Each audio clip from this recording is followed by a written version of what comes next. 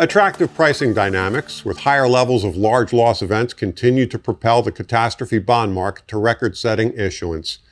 Here to discuss a new report on the subject, part of AM Best's overall look at the global reinsurance industry ahead of the Rendezvous des Septembre in Monte Carlo, is Emmanuel Modu, head of global reinsurance and ILS. And Manny, what is the current size of the ILS market and how has it changed over the past year in terms of both total capital and segment composition?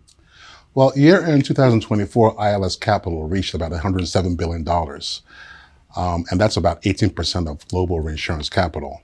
Now, AM Best and Guy Carpenter project that by year-end 2025, global reinsurance capital, global ILS capital will be about $114 billion, which is a 7% increase from last year's figures.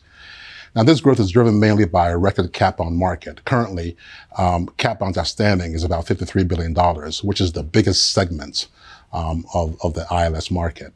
The other segments, of course, are collateralized reinsurance, sidecars, and ILWs, and those show limited growth of the past couple of years. The cat bond market has set issuance records in both 2024 and 2025. What factors have driven this surge in activity? Well, the cat bond issuance so far this year has been about $17 billion. Now, the suppliers of ILS capital, who are the investors in cat bonds, love cat bonds for quite a few reasons. First of all, the risk of cat bonds attaching is quite remote. Typically, cat bonds mainly cover upper layers of reinsurance programs. Also, perils are well defined in cat bonds.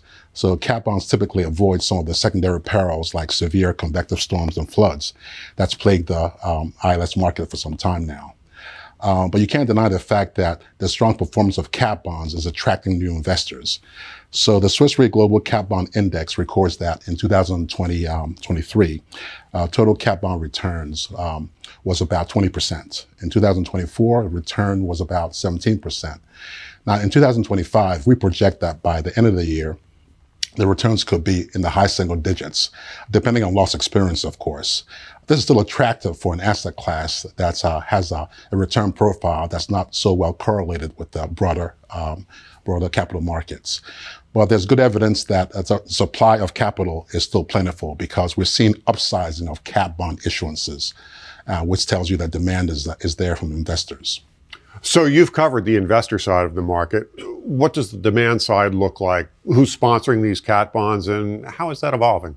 Well, the sponsor base of cat bonds is expanding. We see that small and mid-sized U.S. insurers have become the largest sponsors of cat bonds. So in 2025, about 35% of all issues of cat bonds were sponsored by small and mid-sized U.S. insurers.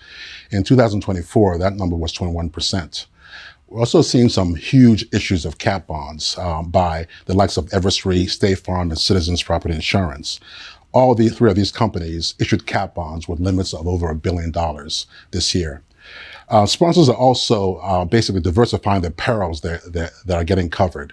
So Flood Re, for example, sponsored a cat bond covering UK flood risk. And this was issued through the London Bridge 2 PCC, which is a Lloyd's cell company. Sutton National, for example, sponsored a cat bond covering California wildfire shortly after the LA wildfires. But overall, there's no question that supply currently exceeds demand, at least at the upper layers of reinsurance transactions. Manny, how's the oversupply of ILS capital affecting cat bond pricing and investor terms? Well, we see that oversupply is affecting the spreads of cat bonds. The cat bond spreads have narrowed considerably over the past year. So between the first half of 2024 and the first half of 2025, cat bond spreads have narrowed by about 170 to 180 basis points. But the good news is that the attachment points have not really gone down considerably. So investors accept lower returns, but not higher risk levels. Overall, risk-adjusted spreads have declined by about 25%. Looking beyond pricing and issuance, what other trends are shaping the ILS market and its investor base? Well, there is a push to make ILS a more mainstream asset class and to broaden the investor base. We can see this push through the growth of UCITS funds. And a UCITS fund basically is a mutual fund licensed in the EU and designed to be retail friendly. And so far, we see that about 30% of all cat bonds issued reside in these funds. Another indication of the effort to mainstream the ILS asset class is the Brookmont Cat Bond ETF, which was launched in April 2025. This instrument is widening the access to smaller institutions and retail investors.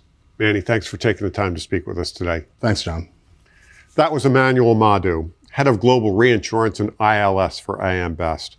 You can find the full report online at ambest.com. For AM Best TV, I'm John Weber.